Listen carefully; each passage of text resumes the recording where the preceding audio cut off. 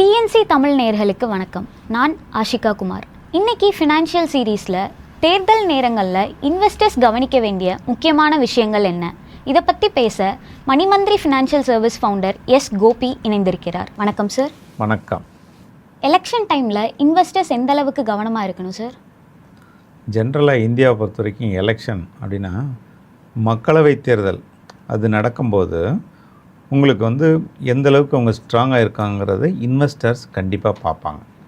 எதுக்காகனா அவங்களோட next level of support for economy இவங்க இன்வெஸ்ட்மெண்ட்ஸுக்கு எந்த அளவுக்கு ரிலேட்டடாக இருக்குன்னு பார்ப்பாங்க. முக்கியமாக பார்க்க வேண்டியவங்க யாருன்னா ஹெச்என்ஐ, ஃபாரின் இன்ஸ்டிடியூஷனல் இன்வெஸ்டர்னு சொல்லுவாங்க, எஃப்ஐஎஸ். அவங்க இந்த மாதிரி எலெக்ஷன் நடக்கிறதுக்கு முன்னாடியே எப்படி இருக்குன்னு ஒரு கருத்து கணிப்பு பார்ப்பாங்க, ஒரு ரிசர்ச் பண்ணுவாங்க. அதுக்கப்புறம் எலெக்ஷன் முடிஞ்சது ரிசல்ட் வரப்போகும்போது இது எப்படி இருக்குன்னு பார்ப்பாங்க. ஸோ அப்போ என்ட்ரி பண்ணணுமா, எக்ஸிட் பண்ணணுமா, இது எந்தளவுக்கு ஒரு இன்வெஸ்டருக்கு க்ரோத் ஓரியன்டாக சப்போர்ட்டாக இருக்கும் அப்படின்றத பார்ப்பாங்க. அதனால் இந்த எலெக்ஷன் நடக்கிறதுன்றது டைரெக்டாக எக்கனாமியை ஒரு பெரிய சப்போர்ட்டுக்கு எடுத்துகிட்டு போகும். அது இன்வெஸ்டருக்கு ரொம்ப முக்கியமான காலகட்டமாக இருக்கும். இது சென்ட்ரலாக எலெக்ஷன் நடக்கும்போது இட் இஸ் மோர் இம்பார்ட்டண்ட். இப்போ மாநிலங்களோட தேர்தல் நடக்குதுன்னா, இப்போ மொத்தத்தில் இந்தியாவை பொறுத்த வரைக்கும் ஒரு 28 மாநில தேர்தல் ப்ளஸ் ஒரு 3 டெரிட்டரி, மொத்தம் 31 எலெக்ஷன்ஸ் நடக்கும். டிஃப்ரெண்ட் டைமில் டிஃப்ரெண்ட் ஸ்டேட்ஸில் நடக்கும். கரண்ட்டாக இப்போ என்ன நடந்துகிட்ருக்கு அப்படின்னு பார்த்திங்கன்னா, ஒரு 5 மாநிலத்தில் தேர்தல் நடக்குது. அது 4 state, 1 union territory including Pondicherry. So அப்போ இது எந்த அளவுக்கு இன்வெஸ்டருக்கு ரொம்ப முக்கியமான விஷயம் அப்படின்னு பார்த்தோம்னா, ஜென்ரலாக ஸ்டேட் எலெக்ஷன்ஸ் ஒரு இன்வெஸ்டர்ஸுக்கு ரொம்ப இம்பார்ட்டன்ஸ் கொடுக்காது. ஏன்னா இது ஒரு பெரிய எக்கனாமிக்கல் சேஞ்சஸ் கொடுக்க போகிறதில்ல. பட் இது சென்ட்ரலோட சப்போர்ட் சிஸ்டம் எப்படி இருக்குது அப்படின்றத ஒரு டெஸ்ட் பண்ணுறதுக்கான ஒரு மாதிரியாக இதை பார்க்கலாம். ஒரு இன்வெஸ்டர் இப்போ சென்ட்ரல் கவர்மெண்ட்டோட ரிலேட்டடாக எந்த ஒரு மாநிலத்தில் எந்த ஒரு அரசியலமைப்பு அமையுது அப்படிங்கிறத ஒரு டெஸ்ட் பண்ணிக்கலாம். இந்த டெஸ்ட்டுன்றது மறுபடியும் எக்கனாமியில் ஏதாவது சேஞ்சஸ் இருக்குமா, பாலிசி இதனால் சேஞ்சஸ் ஆகுமா அப்படின்னு பார்த்திங்கன்னா மேஜராக இருக்க வாய்ப்பு கிடையாது. இப்போது நீங்கள் ஒரு ஸ்டேட்டுன்னு பார்க்குறோம், தமிழ்நாடு இல்லை கேரளா, அந்த மாதிரி. தமிழ்நாடுன்னு பார்த்திங்கன்னா இது நம்மளோட ஆட்டோமொபைல்ஸ் ஹப்பு. இந்த ஆட்டோமொபைல் ஹப்பில் நடக்க போகிற எலெக்ஷன்ஸில் ஸோ இது எந்தளவுக்கு அந்த பர்டிகுலர் கம்பெனி எதெல்லாம் சார்ந்து இருக்கோ அதில் ஏதாவது டெவலப்மெண்ட்ஸ் நடக்குமா அப்படிங்கிற ஒரு மைனர் சேஞ்சஸ் கண்டிப்பாக இருக்கும். இப்போ கேரளாவை பொறுத்த வரைக்கும் அங்கே எலெக்ஷன் நடக்கும்போது என்ஆர்ஐ இன்வெஸ்டர்ஸ் நிறைய பேர் இருப்பாங்க. ஸோ அந்த கம்யூனிட்டிக்கு எப்படி சப்போர்ட்ஃபுல்லாக இருக்கும். இந்த சேஞ்சஸ் தானே தவிர எக்கனாமிஸ்லேயோ ஒரு பாலிசி சேஞ்சஸோ இன்வெஸ்டருக்கு பயங்கரமான ஒரு சேஞ்சஸ் கொடுக்கும் அப்படின்றதெல்லாம் வாய்ப்பு ரொம்ப கம்மி. பட் ஒரு இடத்துல ஒரு எலெக்ஷன் நடக்குது, முக்கியமாக இந்தியாவை பொறுத்த வரைக்கும் 31 அவுட் ஆஃப் 5 ஸ்டேட்ஸில் எலெக்ஷன் நடக்குதுன்னா இது ஒரு ஸ்மாலர் சேஞ்சஸ் வச்சுக்கோங்க. இதை இன்வெஸ்டராக பார்க்குறவங்க கண்டிப்பாக இது எப்படி நடக்குதுன்னு பார்க்கணும். ஸோ இங்கே எலெக்ஷன்ஸ் எந்த மாதிரி மூமெண்ட்டில் இருக்குது, ஸோ இது சென்ட்ரலுக்கு எந்தளவுக்கு சப்போர்ட்டாக இருக்குது, அதை கவனிக்கணும். இன்வெஸ்டர் நம்ம கவனிக்காமே இருக்கக்கூடாது. அதை கவனித்தா தான் அவங்க போர்ட்ஃபோலியோவுக்கு எந்தளவுக்கு இது ஹெல்ப்ஃபுல்லாக இருக்குன்றத புரிதல் இருக்கும். ஸோ மார்க்கெட் சேஞ்சஸ் இருந்துச்சுன்னா எதனால் இருக்குது அப்படின்றத ஒரு புரிதலுக்கு அவங்க கண்டிப்பாக அதை கவனிக்கணும். ஓகே, என்ன மாதிரியான விஷயங்கள் தேர்தல் நேரங்களில் இன்வெஸ்டர்ஸ் உன்னிப்பாக கவனிக்கணும்? இந்த இன்வெஸ்டர்ஸ் தேர்தல் நடக்கும்போது ஸோ ஒரு ஸ்டேட்டுனா பரவாயில்ல, இது ஒரு குரூப் ஆஃப் ஒரு 5 ஸ்டேட்ஸ் நடக்குது. அப்போ இந்த மாதிரி டைமில் என்ன ஆகுன்னா சின்ன சேஞ்சஸ் இருக்கும், மார்க்கெட்டில் ஒரு ஃபியர் இருக்க வாய்ப்பு இருக்குது.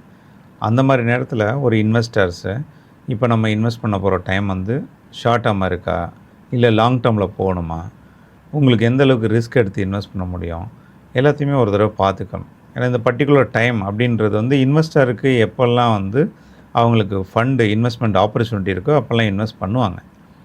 சடனாக மார்க்கெட் இறங்கியிருக்கலாம், மார்க்கெட் அப்பில் இருக்கலாம். ஸோ ப்ராஃபிட் புக் பண்ணணுமா இன்வெஸ்ட் பண்ணணுமா அப்படிங்கிறது தெரியாமல் கூட இருக்கலாம். பட் இப்போ எலெக்ஷன் நடக்கும்போது ஒரு சின்ன நெருக்கடி இருக்கும். அந்த மாதிரி ஒரு நெருக்கடி காலகட்டத்தில் ஒரு இன்வெஸ்டர் என்னோடய இன்வெஸ்ட்மெண்ட்ஸ் லாங் டேர்ம், ஸோ அதில் நம்ம ரிஸ்க் எடுக்கலாம் அப்படின்னு தெரிஞ்சதுன்னா, லாங் டேர்ம் இன்வெஸ்ட்மெண்ட்ஸாக இருந்துச்சுன்னா ரிஸ்க்கு எடுக்கிற நிலைமையை பொறுத்து அவங்க இன்வெஸ்ட் பண்ணலாம். அதுவுமே ஒரே டைமில் இன்வெஸ்ட் பண்ணக்கூடாது. So first phase, second phase, third ஃபேஸ்னு இந்த டைமில் கொஞ்சம் கேர்ஃபுல்லாக தான் இன்வெஸ்ட் பண்ணணும். ஏன்னா எந்த மாதிரி விஷயங்கள் மார்க்கெட்டை அஃபெக்ட் பண்ணுன்றது தெரியாது. ஸோ இது ஒரு ரிஸ்க்கான டைம்.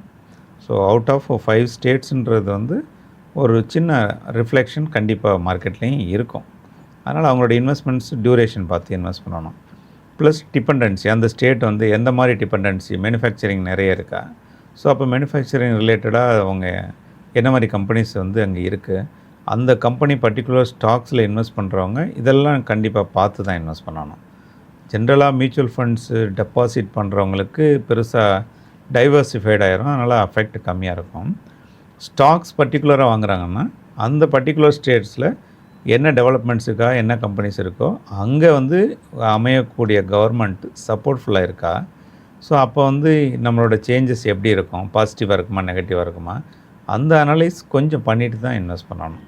அதனால் தேர்தல் நடக்கும்போது ரொம்ப கேர்ஃபுல்லாக தான் இன்வெஸ்ட் பண்ணணும். ஓகே, இந்த மாதிரி நேரத்தில் எக்ஸிஸ்டிங் இன்வெஸ்டர்ஸ், நியூ இன்வெஸ்டர்ஸ் எந்த மாதிரியான ப்ரிகாஷன்ஸோடு இருக்கணும்?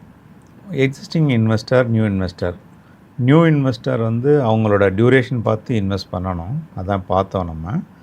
எக்ஸிஸ்டிங் இன்வெஸ்டர் ஆல்ரெடி ஒரு போர்ட்ஃபோலியோ இருக்குது, ஸோ அவங்க என்ன மாதிரி கவனமான ஒரு முன்னேற்பாடு பண்ணணுன்னா, இப்போ அவங்களுக்கு தேவையான டைமில் ப்ராஃபிட் புக்கிங், இப்போ ஜென்ரலாக நாங்கள் எப்படி அட்வைஸ் பண்ணணுன்னா, எப்போல்லாம் நல்ல ப்ராஃபிட் ஏர்னிங்ஸ் இருக்கோ அப்போ ப்ராஃபிட் புக்கிங் பண்ணுறதுக்கு இன்வெஸ்டரே கேட்பாங்க, பண்ணி கொடுப்போம்.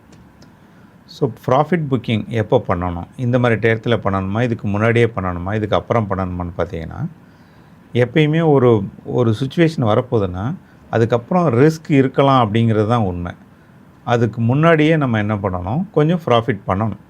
ஸோ அப்போ ப்ராஃபிட் இருந்ததுன்னா ப்ராஃபிட் புக்கிங் பண்ணிக்கலாம். Pre election, post election, so pre polling, post போலிங்லாம் சொல்கிறாங்க இல்லையா. ஸோ தேர்தலுக்கு முன்னாடி ஒரு கருத்து கணிப்பு மாதிரி சொல்லுவாங்க, அதுக்கப்புறம் ஒரு கருத்து கணிப்பு சொல்லுவாங்க. இந்த மாதிரி டயத்துலலாம் கொஞ்சம் ஃப்ளக்சுவேஷன்ஸ் இருக்கும். மார்க்கெட்டுன்றது வந்து கண்டிப்பாக ஃப்ளக்சுவேஷன்ஸ் இருக்கும். இது ஒரு சூழ்நிலையில் இதையும் மார்க்கெட் எடுத்துக்கிறோம். இந்த ஃப்ளக்சுவேஷன் டைமில் இன்வெஸ்டர் வந்து இன்வெஸ்ட் பண்ணணுமா, எக்ஸிட் பண்ணணுமா, ப்ராஃபிட் பண்ணணுமா அப்படின்றத முன்னாடியே டிசைட் பண்ணணும்.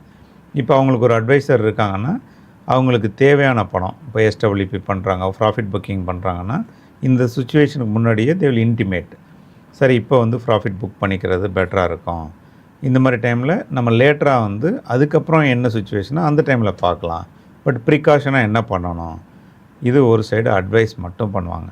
அவங்களோட கோல்ஸ் ரீச் ஆகுது.